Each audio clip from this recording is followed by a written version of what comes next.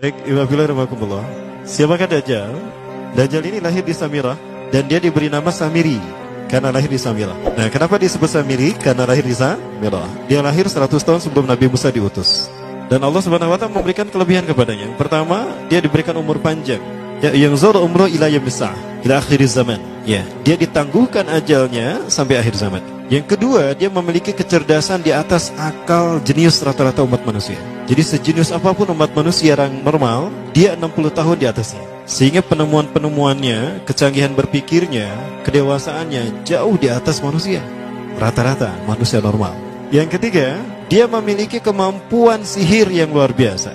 Apapun sihir yang selama ini kita saksikan, tidak ada yang mampu mengalahkan sihir dia. Sehingga saking luar biasa sihir yang dia miliki, seolah-olah orang mengenalnya selevel dengan Tuhan. Karena apapun yang semestinya menjadi perbuatan Tuhan, Dajjal bisa melakukannya. Nah, ini saking hebatnya sihir Dajjal. Nah, nasab kelahirannya adalah nasab yang aneh para Allah. Dia lahir dari termasuk Bani Israel. Bani Israel ini keturunan Nabi Yakub. Yakub itu gelarnya Israel. Keturunannya disebut Bani Israel. Dari Yehuda. Yehuda ini adalah anak laki-laki dari istri pertama Nabi Yakub alaihissalam. Nabi Yakub istrinya 4. Yang pertama bernama Ya'la. Dari Ya'la ini melahirkan 6 orang. Salah satunya bernama Yehuda dan Lewi. Lewi melahirkan Nabi Musa alaihissalam. Yehuda melahirkan bangsa yang kita kenal Yahudi. Salah satunya Yehuda ini melahirkan generasi yang pada akhirnya melahirkan Samiri. Ya, kalau Rahil istri yang kedua, dan ini istri yang paling dicintai oleh Nabi Yakub, melahirkan 2 anak, Bunyamin dan Nabi Yusuf. Nabi Yusuf dan Bunyamin. Yang lainnya juga sama melahirkan 2 anak. Kahit dari Ya'la melahirkan 2 anak, Dam dan Naftali. Ya. Anak tertua dari Nabi Yakub dari istri pertama bernama Raubin. Nah, dari Yehuda inilah lahir Samiri. Nah, ayah dan ibunya, kakek dan nenek Samiri ini adalah para penyembah berhala. Karena Samirah saat itu terkenal penyembah berhala. Ayahnya ini lahir dari proses perzinahan adik dan kakak, incest. Adik dan kakak berzina, lahir ayahnya. Adik dan kakak berzina, lahir ibunya. Jadi ayah dan ibunya ini lahir dari proses yang haram. Dan ketika ibunya menstruasi, disetubuhi sama ayahnya. Jadi itu, peluangnya dari 2000 persetubuhan dalam keadaan menstruasi, 1 bisa jadi. Karena menurut penelitian medis juga, bahwa darah kotor tidak menghalangi terjadinya fertilisasi. Tidak menghalangi terjadinya reproduksi manusia. Jadi tetap pembuahan ovum oleh sperma bisa terjadi walaupun ada dalam medium darah kotor, menstruasi. Nah, ketika itulah hamil dan lahirlah Samiri. Rasulullah SAW menyebutkan dalam Musnad Imam Ahmad, ayah dan ibu Dajjal ini melewati perkawinannya selama 30 tahun tanpa melahirkan seorang anak pun. Dan di tahun ke-30 pernikahannya melahirkan Dajjal, melahirkan Samiri. Kelahirannya ini akan menjadi petaka bagi kedua orang tuanya. Dia adalah orang yang paling sedikit manfaatnya dan paling banyak keburukannya bagi manusia, terutama bagi kedua orang tuanya. Bahkan ketika dia lahir, alam semesta menolak kelahirannya. Dordar gelap, hujan badai, petir. Itu terjadi di malam di mana Samiri dilahirkan. Seolah-olah alam menolak kehadirannya. Nah, sejak lahir sampai usia 5 tahun, dia tidak netek sama ibunya. Kebayang, 5 tahun air susu ASI tidak ditetekkan. Itu yang menyebabkan terjadinya kanker payudara. Maka ibunya pun meninggal gara-gara kanker payudara ini. Nah, ibunya meninggal gara-gara itu. Terbukti apa yang disampaikan Rasulullah. Kelahirannya menjadi petaka bagi kedua orang tuanya. Begitu pula ayahnya, maka ayahnya menjadi single parent. Nah, kemudian di tahun yang kelima, sejak lahir sampai 5 tahun, kenapa dia menetek pada ibunya? Karena kerjanya tidur melulu. Disebut mati, dia bernapas dan cuma berdetak. Disebut hidup, dia tidak bergerak. Antara hidup dan mati, la yamutu wa la yahya. Nah, maka di usia ke-5 tahun, nah ini terjadi peristiwa yang menarik. Apa itu? Samiri bangun dari tidurnya di tengah malam dan tidak ada orang yang menyadari Samiri bangun. Dia merangkak dan pindah ke berhala yang terbesar. Nah, dia pindah ke pangkuan berhala terbesar, tidur di sana. Dan ternyata ketika berada di berhala terbesar tadi, ya buang air kecil dan buang air besar. Besoknya itu adalah hari pemujaan kepada dewa-dewa mereka, bangsa Samirah. Apa yang terjadi? Ketika terjadi ritual pemujaan tadi, maka sang raja yang dipertuhankan oleh kaumnya mencium sesuatu yang tidak enak. Bapaknya Samiri ini adalah tokoh agama paganisnya. Pas dilihat, kaget sang raja. Ternyata itu pesing berasal dari pantatnya si Samiri yang ada di pangkuan berhala terbesar. Marah murka tuh sang raja. Itu anak kamu, kenapa ada di situ? Kurang ajar kamu, ya telah menghina Tuhan kita. Kenapa kamu pindahkan anak kamu ke situ? Oh tidak Tuhan, saya tidak memindahkannya. Bagaimana saya bisa menghina Tuhan saya? Lalu siapa yang memindahkannya? Kan dia lumpuh. Nah, sekali lagi, kehadirannya menjadi petaka bagi kedua orang tuanya. Akhirnya raja marah dan ayahnya dipenjara. Selama ayahnya tidak bisa membuktikan penghinaan tadi, maka ayahnya dihukum mati. Pada akhirnya ayahnya pun dihukum mati. Ya, sedikit manfaat bagi kedua orang tuanya. Maka kemudian dia hidup pelihara oleh sang raja. Dan pas di usia dia 5 tahun itu, Allah menimpakan murkanya kepada bangsa Samirah yang sudah kelewat batas, maksiat, dan sudah tidak ada toleransi dari Allah untuk mereka hidup di bumi. Maka Allah perintahkan mereka Jibril menghabisi mereka. Maka bangsa Samirah itu pun diratakan. Si Samiri karena masih balita, ya Allah selamatkan dia lewat malaikat Jibril. Diselamatkan dia dan ditempatkanlah di pulau entah berantah. Ada yang menyebutkan pulau ini berada di Laut Yaman, dan pulau ini dinamakan Pulau Socotra. Pulau Socotra ini adalah pulau yang berada di ujung Jazirah Arab. Nah, ini Pulau Socotra. Ini pulau tempat di mana Dajjal atau Samiri dibesarkan sejak 5 tahun sampai usia 100 tahun. Ya, dari usia 5 sampai 100 tahun dia tinggal di Pulau Socotra ini. Nah, Pulau Socotra ini adalah pulau yang berada di kawasan Yaman. Pulau yang memiliki banyak keunikan luar biasa. UNESCO sempat ingin menjadikannya keajaiban yang ke-8. Kan ada 7 keajaiban dunia ya. Yang ke-8-nya tadinya ini. Namun karena dia terkait dengan Samiri Dajjal, maka banyak negara yang menentangnya, terutama negara-negara yang menjadi pengikut Dajjal. Maka pada akhirnya pulau ini dirahasiakan. Nah, sebetulnya pulau ini unik kalau kita ingin berekreasi ke sana. Namun karena posisi yang terpencil, jarang orang mengikutinya. Para wisatawan jarang mengunjunginya. Padahal sesuatu unik, termasuk binatang dan penghuninya tuh unik-unik. Pohonnya unik. Dunia menyebutnya pulau ini dengan pulau julukan dari pulau alien hingga pulau neraka. Ada juga yang menyebutkan The Jekyll Island. Pulau Jekyll Island itu bahasa barat, kalau bahasa kitanya Pulau Dajjal. Ya, sama dengan Pulau Sedir ya. Itu juga The Jekyll Island. Nah, Pulau Socotra kaya dengan flora dan fauna yang unik hingga saat ini belum ditemukan di tempat lain. Jadi tidak ada flora dan fauna yang ada di pulau ini yang ada di pulau lain di seluruh dunia. Hanya ada di pulau ini.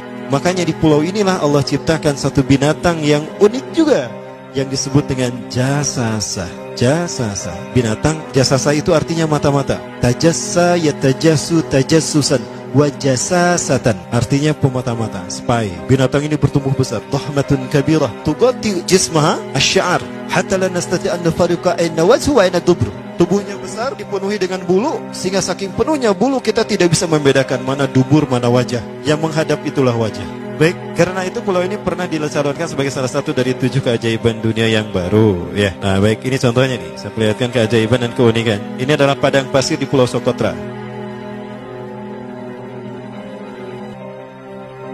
Ini burung, salah satu jenis burung yang bisa kita jumpai di Socotra. Dan ini kepiting unik, kepiting Pulau Socotra. Aneh ya, kepitingnya seperti itu. Ini laba-laba langka di Socotra, mirip tarantula.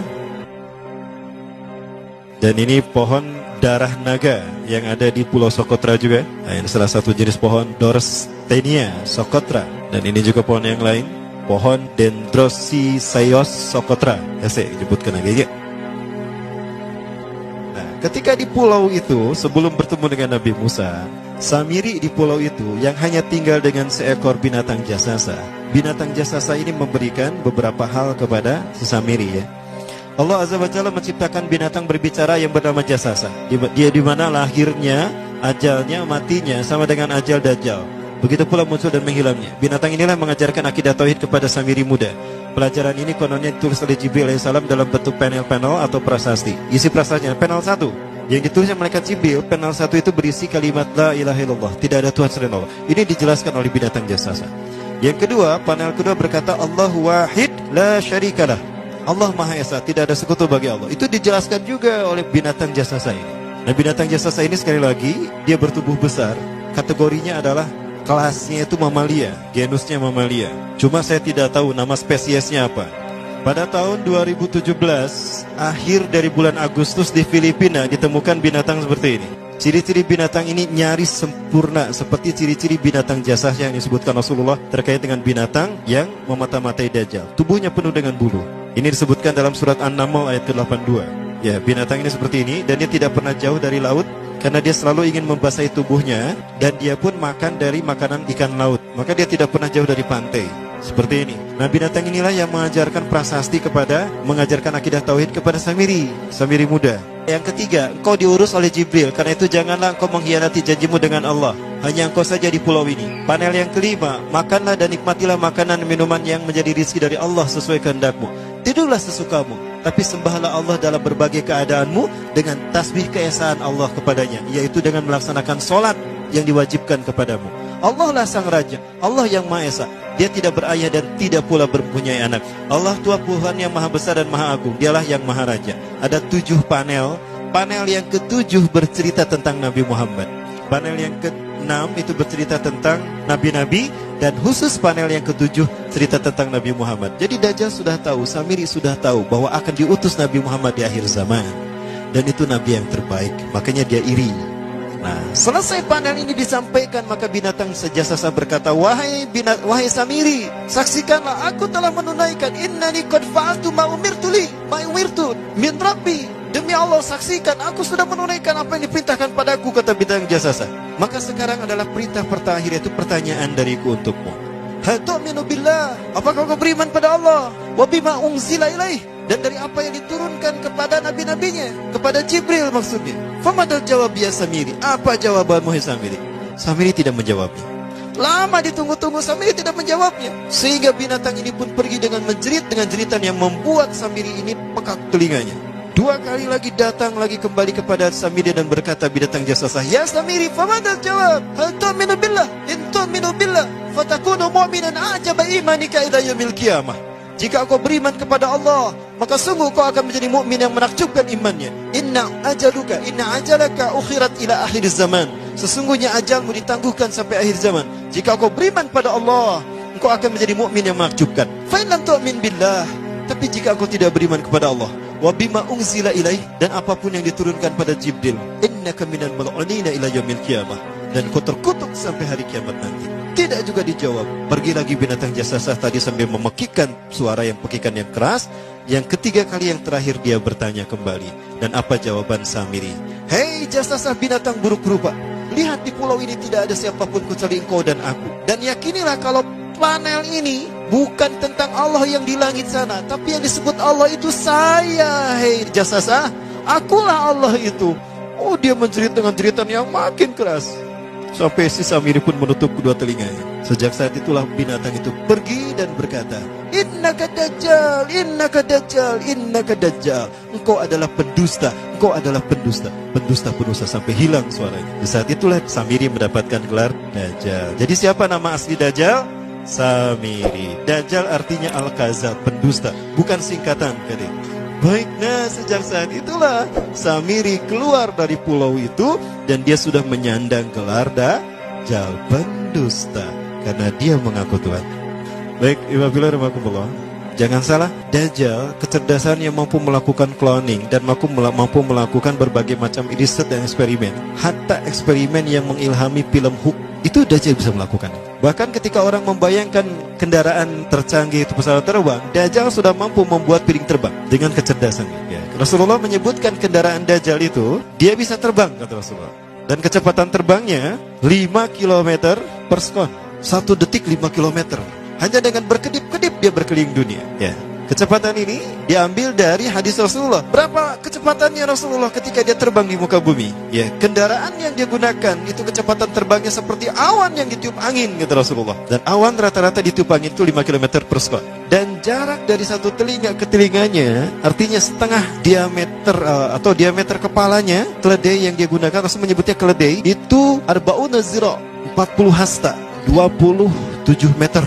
Diameternya itu 27 meter. Keledai macam apa yang jarak dari satu telinga ke telinganya 27 meter? Kalau bukan piring terbang. Ini bisa 24 meter kan? 27 meter, bisa tidak? Bisa, dan kecepatannya pun sama. Dan pernah meninggalkan jejak Cop Circle di Yogyakarta. Nah, Cop Circle itu adalah jejak UFO yang menjadi isyarat instruksi bagi para pelaku konspirasi dunia. Siapa? Para kalangan Illuminati.